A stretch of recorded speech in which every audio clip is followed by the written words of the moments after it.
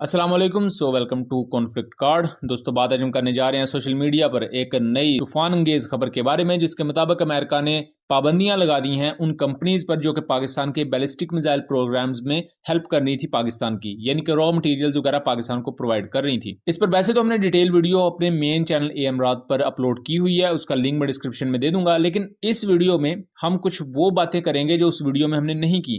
यानी कि इस वीडियो में हम बुनियादी तौर पर यह बात करेंगे जो अमेरिकन सैंक्शंस हैं ये बहुत ही ज्यादा खतरनाक क्यों समझी जाती हैं। उसके अलावा नवंबर 2023 में इंडिया ने जो क्लेम किया था कि उन्होंने पाकिस्तान का कोई न्यूक्लियर कार्गो पकड़ा हुआ है, उस पर भी हम बात करेंगे इस तमाम सैंक्शंस के कॉन्टेक्स्ट में। इसके साथ साथ हम ये भी बात करेंगे कि किस तरह अमेरिका इन सैंक्शंस के जरिए दूसरे मुल्कों को अपने अंडर लेकर आता है, इसकी हिस्ट्री क्या है। और चाइना ने भी वैसे अब ये बातें कहनी शुरू कर दी हैं कि हम उल्टा अब अमेरिका पर सैंक्शंस लगाया करें। तो बगैर किसी देर के वीडियो शुरू करते हैं। सबसे पहले तो मैं आपको वन लाइनर बता दूं, 19 अप्रैल को अमेरिका ने यह ऐलान किया कि उन्होंने 4 कंपनीज पर सैंक्शंस लगा दी हैं, पाबंदियां लगा दी हैं। ये 4 कंपनीज जो थी, 3 चाइनीज और एक बेलारूस की कंपनी, इन पर यह इल्जाम लगाया अमेरिका ने कि ये पाकिस्तानी बैलिस्टिक मिसाइल प्रोग्राम को कुछ पुर्जे वगैरह फराहम कर रही थी, पाकिस्तान के मिसाइल प्रोग्राम को असिस्ट कर रही थी, जो कि प्रोलिफरेशन के कायदे और ज़वाबित के खिलाफ है। यानी कि एटमी टेक्नोलॉजी से रिलेटेड मुख्तलिफ मालूमात को इस तरह दूसरे मुल्कों के साथ शेयर करना गैर कानूनी है। इस वजह से अमेरिका ने उन पर सैंक्शंस लगा दी। 20 अप्रैल को पाकिस्तान का इस पर रिएक्शन आया। पाकिस्तान के फॉरेन ऑफिस ने यह क्लेम किया कि अमेरिका ने ये जो सैंक्शंस लगाई हैं ये बुनियादी तौर पर पॉलिटिकल मकासद को हासिल करने के लिए हैं। इसके साथ साथ पाकिस्तान ने यह भी क्लेम किया कि जो 3 कंपनीज हैं ये पाकिस्तान को ऐसा कोई भी मटेरियल प्रोवाइड नहीं कर रही थी जिसकी वजह से ये समझा जा सके कि पाकिस्तान इंटरनेशनल कायदे और ज़वाबित की कोई खिलाफ वर्जी कर रहा है। यहाँ बताता चलूं, जो बेलारूस की कंपनी है वो पाकिस्तान की स्पार्को के साथ डायरेक्टली कोलैबोरेट करती है। इसी तरह जो चाइनीज कंपनी है ये भी पाकिस्तान को रॉकेट सिस्टम बनाने में असिस्ट करती हैं और इस तरह की दूसरी चीजें। तो ये डायरेक्टली कोई न्यूक्लियर असासों से रिलेटेड नहीं था, रादर कि पाकिस्तान के स्पेस प्रोजेक्ट से रिलेटेड भी था और उसके साथ साथ पाकिस्तान के कमर्शियल यूज के लिए भी था। पाकिस्तान के फॉरेन ऑफिस ने बेसिकली यही क्लेम किया है कि ये जो चीजें थी हम कमर्शियल यूज के लिए लेकर आ रहे थे, बट अमेरिका ने अपने जाती सियासी मकासद को फुलफिल करने के लिए ये पाबंदियां लगाई हैं। लेकिन दोस्तों, सोचने वाली बात यह है कि आखिर अमेरिका पाबंदियां लगाता ही क्यों है।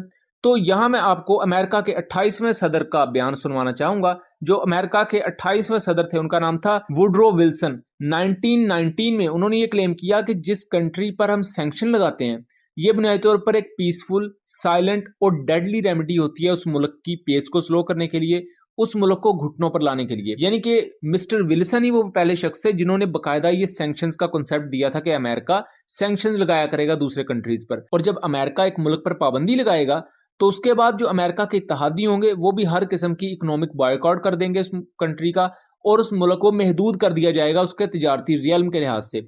ये 1919 में उन्होंने इस तरह के बेसिकली एजेंडाज को दुनिया के सामने पेश किया, यानी कि वर्ल्ड वॉर 1 के बाद। इससे पहले अमेरिका का एक बहुत मशहूर एक्ट था जिसे एम्बार्गो एक्ट ऑफ 1807 कहा जाता है। ये एम्बार्गो एक्ट अमेरिका को बुनियादी तौर पर इस काबिल बनाता था कि वो किसी भी मुल्क के साथ अपने तिजारती ताल्लुकात को खत्म कर देते थे। लेकिन 1807 में अमेरिका कोई ऐसा डेवलप्ड कंट्री नहीं था कि अमेरिका पाबंदी लगाता और बाकी मुल्क भी तिजारत करना छोड़ देते। इस वजह से ये जो एम्बार्गो एक्ट था 1807 का, ये कोई बहुत ज्यादा कामयाब नहीं था। 1919 में वर्ल्ड वॉर 1 के बाद जो अमेरिकन प्रेसिडेंट थे उस वक्त के मिस्टर विल्सन, उन्होंने फिर ये सैंक्शंस का एक नया कॉन्सेप्ट दिया, इकोनॉमिक सैंक्शंस का, और इसके तहत फिर मुल्कों पर पाबंदी लगाना शुरू की गई। और उस वक्त तक लीग ऑफ नेशंस और उसके बाद लेटर ऑन फिर यूनाइटेड नेशंस और इस तरह की चीजें, इस तरह की एंटिटीज बन गई अमेरिका ने। उसके साथ साथ अपनी इत्तेहादी फोर्सेस बनाई और फिर जो इत्तेहादी मुल्क थे वो भी इकट्ठे अमेरिकन सैंक्शंस का पार्ट बन जाते थे। यानी कि अमेरिका ने जिस पर पाबंदी लगाई तो बाकी मुल्क भी उसके साथ कता ताल्लुकी कर लेते थे। इस वजह से अमेरिकन सैंक्शन से बाकी मुल्क फिर डरने लगे। यहां एक और चीज भी क्लेम की जाती है।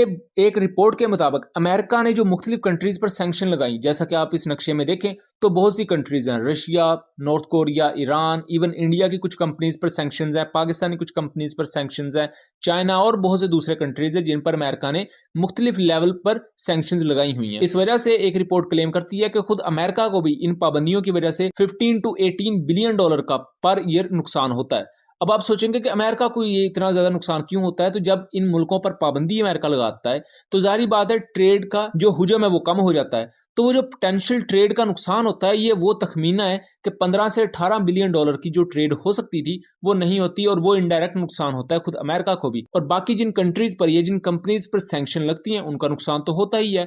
और दूसरा, बहुत से जो अमेरिकन एनालिस्ट हैं वो इस बारे में वाज़ेह तौर पर क्लेम कर चुके हैं जो अमेरिकन सैंक्शंस है ये एक हाई लेवल ऑफ कोलैबोरेशन होता है अमेरिका और यूरोपीय यूनियन के दरमियान और वेस्टर्न कंट्रीज के दरमियान, और ये काफी ज्यादा पॉजिटिव रहता है अमेरिका के लिए, क्योंकि इसके थ्रू अमेरिका अपने बहुत से सियासी मकासद को हासिल कर लेता है। सो ये एक ओवरऑल एनालिसिस था अमेरिकन सैंक्शंस का जो मैंने आपके सामने पेश किया। अब हम इसका थोड़ा सा कंपैरिजन करते हैं नवंबर 2023 में होने वाले एक वाकये के साथ। इंडिया ने चाइना से पाकिस्तान की तरफ आने वाले एक कार्गो को सीज कर लिया, और इस कार्गो में जो सामान था पाकिस्तान का, उसको सीज करने के बाद इंडिया ने क्लेम किया कि ये पाकिस्तान का कोई न्यूक्लियर कार्गो था, यानी कि इसमें कोई एटमी हथियारों से रिलेटेड चीज थी, जिसको पाकिस्तान ने थोरोली डिनाई किया। उस पर हमने डिटेल वीडियो वैसे बनाई हुई है, उनका लिंक मैं डिस्क्रिप्शन में दे दूंगा और कमेंट्स में भी पिन कर दूंगा। उन वीडियोस को आप देख लीजिएगा, उससे आपका वो सारा कंसेप्ट क्लियर हो जाएगा किस तरह कमर्शियल यूज के लिए जो मशीनरी पाकिस्तान आ रही थी उसको पाकिस्तान के एटमी असासों के साथ लिंक करके पाकिस्तान का पूरा कार्गो रोका गया। अब सेम काम यही अमेरिका ने किया है कि जो पाकिस्तान की स्पेस टेक्नोलॉजी से रिलेटेड चीजें थी, जैसे कि जो बेलारूस की कंपनी है वो पाकिस्तान की स्पार्को के साथ कोलैबोरेट करती है, वो जो खाम माल प्रोवाइड करती थी उसको रोका गया, उस कंपनी पर सैंक्शन लगा के नाम पाकिस्तान के मिसाइल प्रोग्राम का यूज किया गया। इसी तरह अब ये तमाम चीजें चल रही हैं, अमेरिका अपने इन सियासी मकासद को हासिल करने के लिए मुख्तलिफ कंट्रीज पर सैंक्शंस लगाता है। तो जुलाई 2023 में चाइना ने भी इस चीज की कोशिश करनी शुरू की कि उनकी जो मिनिस्ट्री ऑफ कॉमर्स है, उन्होंने कहा कि हम गैलियम और आर्सेनाइड से रिलेटेड मुख्तलिफ जो कंपोनेंट्स होते हैं और मुख्तलिफ जो खाम माल है जो अमेरिका चाइना से खरीदता है उस पर पाबंदी लगा देंगे।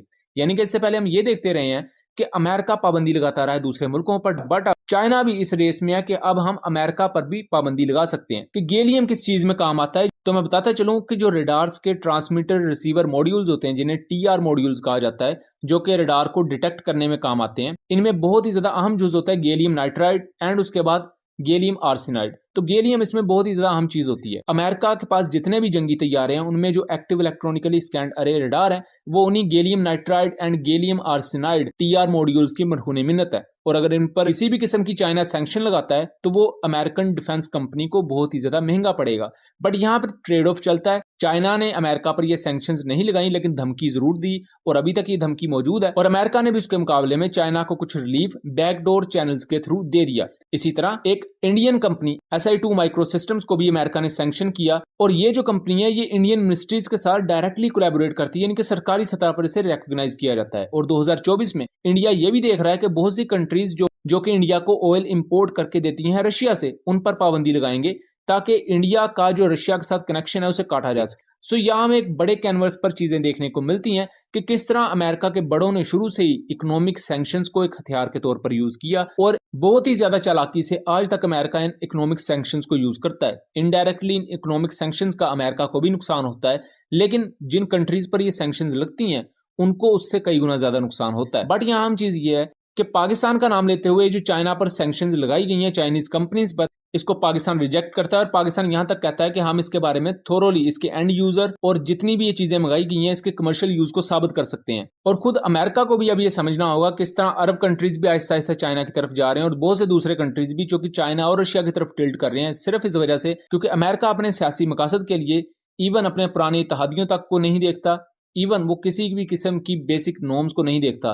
बस अमेरिका के मिजाज के मुताबिक जो चीज़ है वो उनके नॉर्म के हक में है, और जो उसके मिजाज के खिलाफ चीज़ जाती है वो उस पर पाबंदियां लगाता है। सो ये सिलसिला एक हद तक तो ठीक है, चलेगा, बट एक वक्त आएगा कि ये तमाम चीज़ें उल्ट हो जाएंगी, और तब अमेरिका चाहते हुए भी कुछ नहीं कर पाएगा। सो उम्मीद करता हूँ चीज़ें क्लियर रही होंगी। वीडियो पसंद आई हो तो इसे ज़्यादा से ज़्यादा शेयर कीजिएगा ताकि इस आगाही को आगे फैलाया जा सके। मिलेंगे अगली वीडियो में, तब तक के लिए अल्लाह हाफिज़।